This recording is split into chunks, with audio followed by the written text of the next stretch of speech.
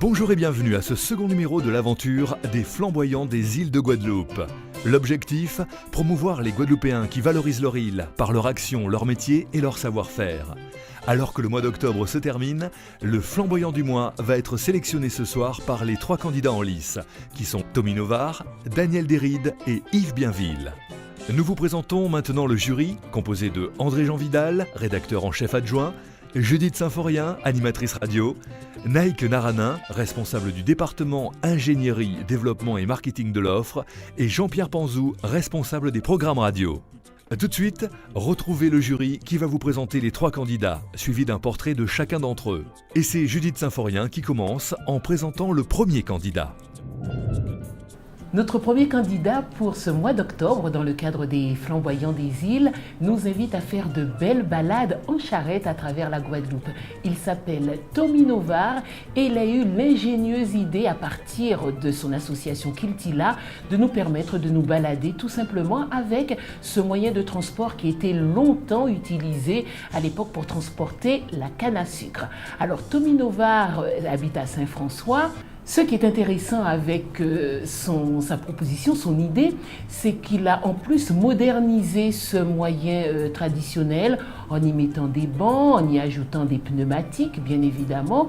Et donc les touristes sont particulièrement satisfaits de rentrer à l'intérieur des terres et de redécouvrir ainsi la Guadeloupe. Alors c'est passionnant, on invite bien sûr les touristes à découvrir notre Guadeloupe avec ces balades en charrette, mais en plus les autochtones, histoire d'apprendre également aux enfants de connaître au mieux ce moyen de locomotion, de l'utiliser à bon escient. D'ailleurs, Tommy Novare n'hésite pas à faire en sorte que les enfants puissent utiliser ce merveilleux moyen de locomotion. Donc, belle balade en charrette avec Tommy Novare, encore une très très belle idée, on le découvre tout de suite.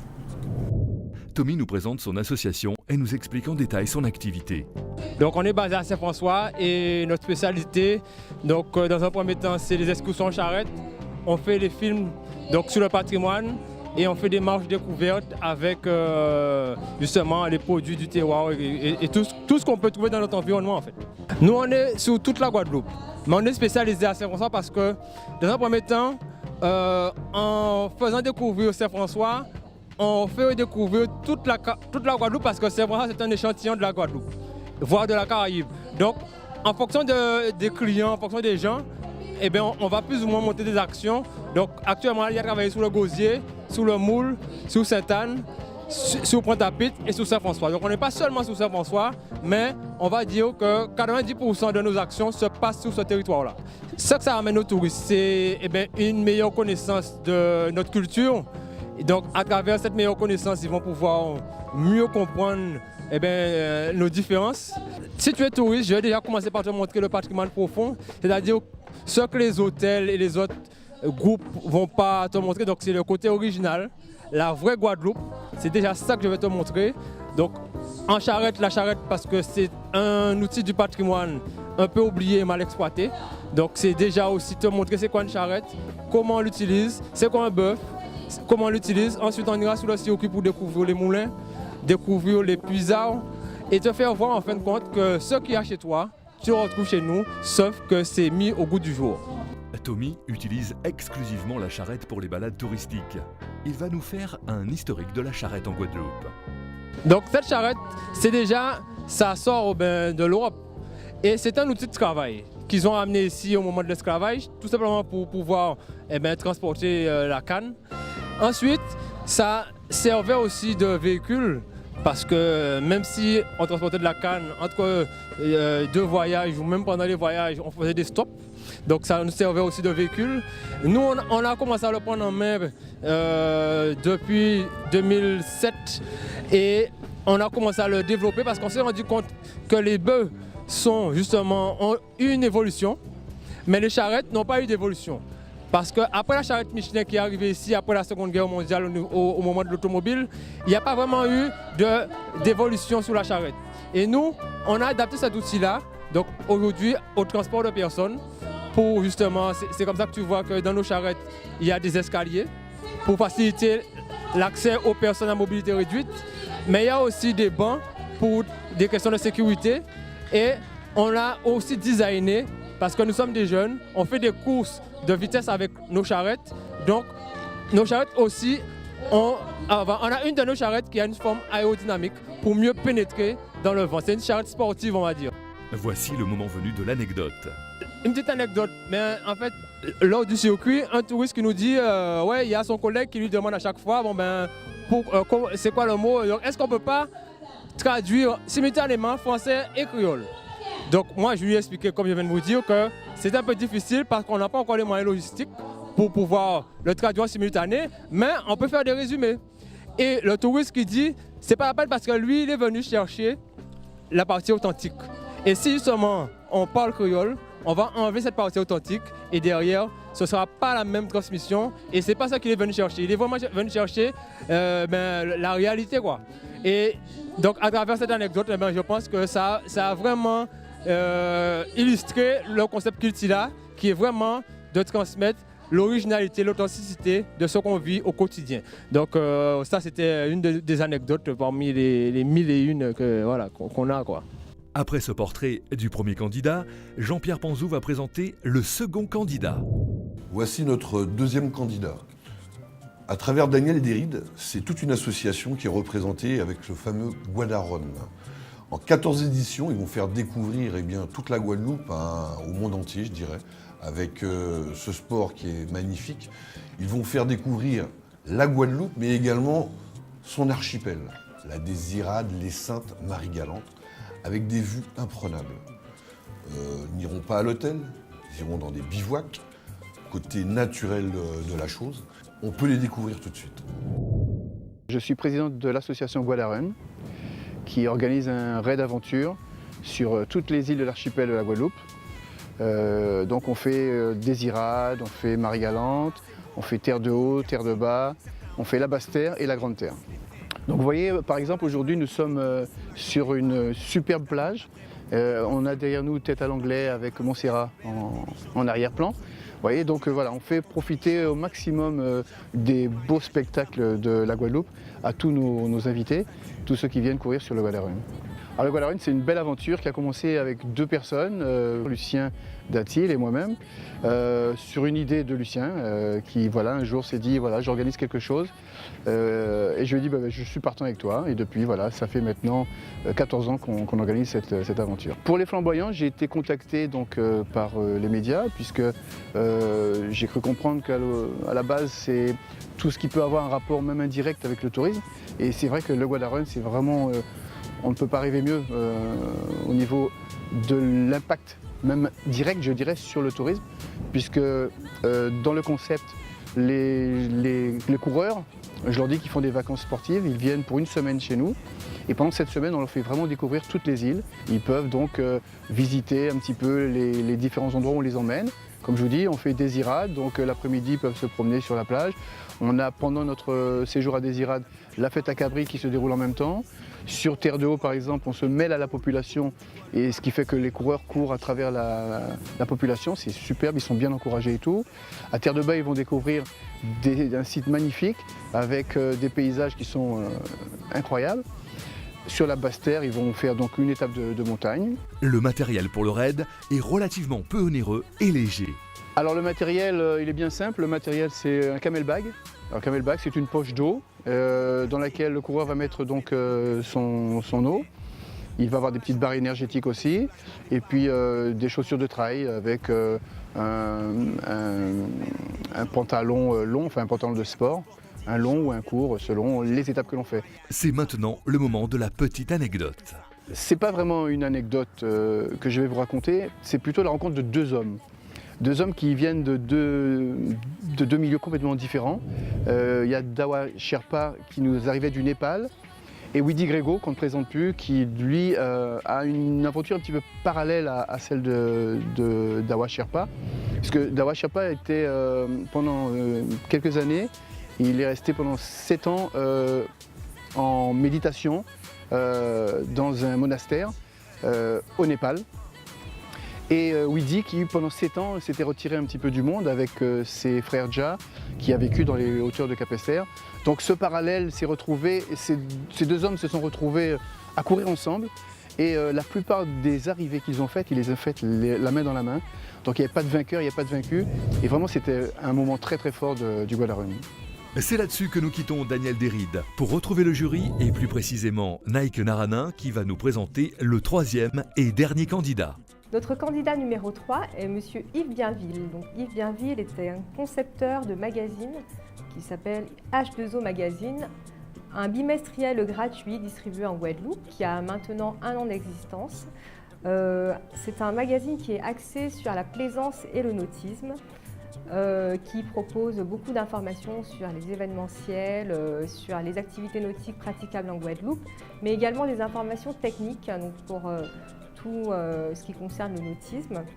C'est un magazine qui est destiné à la population locale, mais qui profite également aux touristes, car il dispose de beaucoup d'informations très utiles pour la découverte de la destination. On le regarde.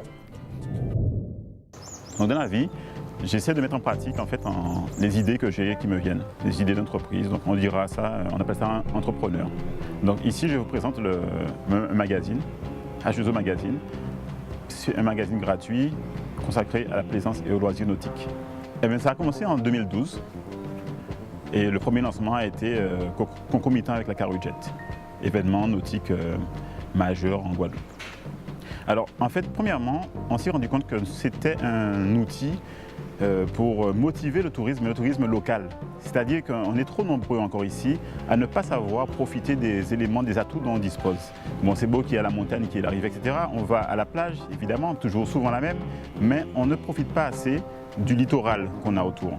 Et donc nous, c'était pour inciter les autochtones, les Guadeloupéens, à s'approprier toute l'étendue en fait, qu'on appelle H2O parce que c'est tout ce qui touche à l'eau, la plaisance ainsi que les loisirs nautiques. Et en fait, on s'est rendu compte après, mais vraiment par hasard, que notre magazine intéressait aussi les touristes, on dira, les étrangers, entre guillemets, qui viennent ici et qui, pareil comme nous, en fait, se posent des questions, se disent qu'est-ce qu'il y a en Guadeloupe à visiter? Après avoir fait la Soufrière, les chutes du Carbet, eh bien, on aimerait bien aussi profiter de ce littoral dont bénéficient les Guadeloupéens. Donc j'ai été contacté par la radio, qui m'a un peu proposé, présenté le projet. J'ai trouvé au début un peu... J'étais surpris en fait, puisque je ne comprenais pas la relation. J'entendais bien le slogan, le tourisme c'est nous toutes, mais je n'avais pas conscience d'être un acteur justement de ce tourisme. Et c'est quand l'animatrice que j'ai eu au téléphone m'a expliqué, et c'est elle qui m'a démontré en quoi le magazine servait au développement touristique. Donc j'ai été vraiment surpris puisque, comme je vous disais, ce n'était pas la vocation première de ce magazine. Vous pouvez trouver H2O dans tous les points de vente, mais pas seulement. Donc, notre magazine en fait, est distribué dans toute la Guadeloupe, ainsi que les dépendances, dans les stations-service, les centres commerciaux, les boulangeries, les lieux à vos passages en fait. Mais il souffre un peu de son succès. C'est-à-dire que malgré les 10 000 exemplaires distribués, à peine ils sont distribués justement, ils disparaissent. C'est quand même notre satisfaction parce que c'est un magazine qu'on a voulu accessible et qui intéresse les gens. Mais victime de son succès, donc, on a décidé de mettre en ligne sur le site h2omagazine.fr toutes les versions des éditions sorties en format numérique. Donc on pourra à tout moment les télécharger, les récupérer. Il est gratuit en papier, également gratuit sur Internet. Donc c'est l'une des 4 éditions qui est sortie pour l'instant, avec toujours en couverture une belle image, un bateau accrocheur qui va inciter le lecteur à récupérer le magazine. Après, donc, dans le contenu du magazine, il y a des rubriques pour tout le monde, des parties pour les néophytes ainsi que pour les passionnés, les connaisseurs, et qui se déclinent en fait en navigation, en équipement, en loisirs, avec les parties événements, des photos, un lexique pour vraiment expliquer de A à Z le b.a.-ba du nautisme ou de la plaisance, des reportages également sur les différents acteurs locaux, toujours une partie moteur puisqu'on s'intéresse, on ne se cachera pas essentiellement aux hommes, un lectorat masculin, bien qu'on n'exclut pas non plus les dames puisqu'il y a des rubriques qui les concernent. H2O est un magazine pédagogique et pour tout public. Yves, une petite anecdote avant de se quitter? Comme anecdote, c'était assez sympathique. J'ai reçu une fois un email d'un touriste hongrois, je crois, qui me remerciait Enfin, il remerciait l'équipe, hein, pas moi spécialement, mais il remerciait l'équipe parce que grâce au magazine, il avait trouvé un guide pour se rendre à l'île du Gosier. Alors, pour nous, c'est relativement simple, on dira, aisé. Mais lui, en fait, il m'a dit qu'en lisant le magazine qu'il a trouvé à l'aéroport, il a vu l'île du Gosier. Il avait son permis bateau, mais il a loué un bateau juste pour aller à l'île du Gosier en suivant les indications qu'on nous avait mises dans le magazine. Puisqu'il y a une rubrique escapade rédigée par Luc Coquelin, un navigateur qu'on ne présente plus. Et en fait, il s'est servi du guide pas à pas pour se rendre là-bas. Donc il nous a envoyé un petit mail après pour nous, entre guillemets, féliciter et nous remercier de l'avoir aidé à visiter cette île qu'il voyait en passant en voiture, mais auquel il a pu accéder comme tout Guadeloupéen. La présentation des 3 candidats du mois étant terminée, le jury, après délibération, va donner le nom du flamboyant du mois d'octobre et appeler l'heureux élu pour le féliciter. Le jury de Flamboyant de Guadeloupe s'est réuni. Il a compulsé donc les voix SMS, Facebook et les voix du jury, puisque le jury avait un certain nombre de critères qui donnaient lieu à un certain nombre de voix. Et le flamboyant du mois d'octobre est Tommy Novard. Donc nous allons appeler Tommy Novard, qui est donc le flamboyant du mois.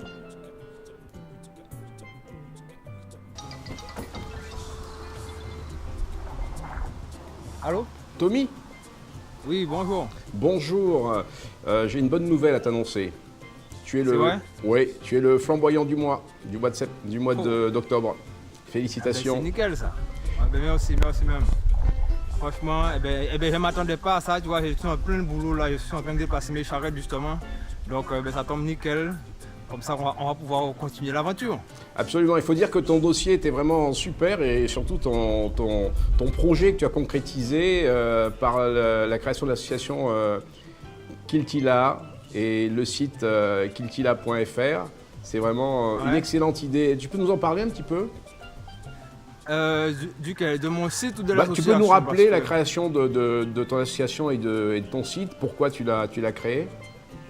En fait, l'association, moi j'ai créé ça en fait avec. Donc je suis le président fondateur et j'étais en France à l'époque, j'étais étudiant.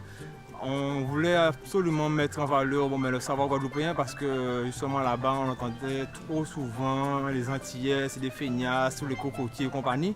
Donc on a dit on va monter un concept dans lequel on va mettre en valeur tout ce qu'on sait faire. Donc c'était de là que c'est parti. Avec un ensemble d'autres paramètres aussi qui ont permis d'arriver là. Une fois qu'on a lancé ça, on a créé le site internet kiltila.com sur lequel on faisait des interviews, on allait voir les habitants, on allait voir les gens chez eux pour montrer un peu la Guadeloupe profonde. Et derrière ça, moi je suis venu ici en Guadeloupe en 2008 et j'ai transféré le siège de l'association ici. Et arrivé ici, au-delà de ça en fait, il fallait trouver d'autres actions pour pouvoir faire vivre l'association. Donc on a scanné un peu tout le patrimoine de la Guadeloupe sous tous ses angles et on s'est arrêté sur la charrette parce qu'on a vu justement que c'était un outil du patrimoine qui n'était pas vraiment mis en valeur, voire délaissé. Tommy, il va falloir que je t'arrête parce que tu es vraiment formidable. On sent que tu aimes ce que tu fais. Nous dirons donc que tu veux réparer le fil de la transmission, c'est ce que tu dis assez souvent, puisque les richesses locales sont mal exploitées. Et nous avons bien compris ton message et vraiment, encore une fois, félicitations. Et vraiment, bravo à toi parce que de faire renaître les balades en charrette et tout, c'est vraiment, moi je trouve ça génial. Voilà. Bravo Tommy. Voilà. Maintenant, Tommy va nous livrer ses impressions à chaud. Donc là, ils m'ont dit justement que je viens de remporter justement la première étape. Donc je suis élu flamboyant du mois d'octobre. Franchement, c'est nickel. Parce que comme c'est un combat qui n'est pas facile, et tous les jours on se bat avec les paramètres, donc moi j'ai une activité professionnelle à part celle-là. Donc c'est pas toujours facile de jongler sur les deux aspects.